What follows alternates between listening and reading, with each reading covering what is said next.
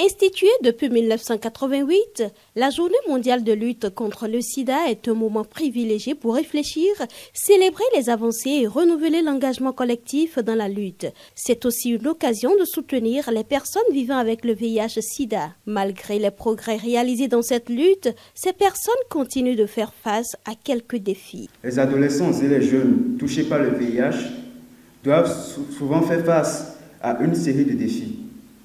Stigmatisation, accès limité aux soins de santé, absence de soutien psychosocial et manque de reconnaissance de leurs droits fondamentaux. Les personnes vivant avec le VIH-Sida continuent de faire face à des barrières injustes pour accéder aux soins et à l'information et à une vie digne, méritée.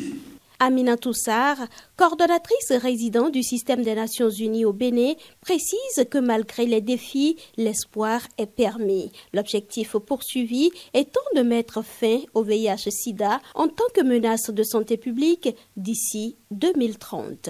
Depuis le début de la pandémie, 85,6 millions de personnes ont été infectées par le VIH et 40,4 millions sont décédées des suites du sida, soit près de 10 millions par décennie.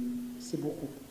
Malgré ces chiffres alarmants, des avancées spectaculaires ont été réalisées ces dernières années dans la lutte contre le VIH.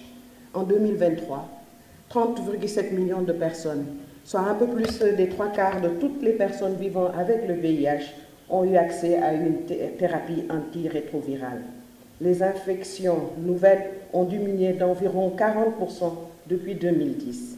Les décès liés au sida ont été réduits de moitié. Ces progrès montrent que malgré les défis, nous avançons vers un avenir sans sida.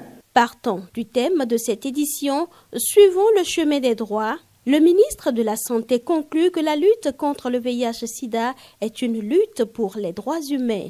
Le VIH n'est pas seulement une question de santé, c'est aussi et avant tout une question de droits humains. Chacun de nous doit avoir accès à l'information, à la prévention, aux soins et à un traitement respectueux de sa dignité. Les personnes vivant avec le VIH doivent être respectées et protégées en toutes circonstances. Elles ne doivent souffrir ni de stigmatisation, ni de discrimination, encore moins de marginalisation. Aujourd'hui, plus que jamais, nous devons nous engager à suivre le chemin des droits.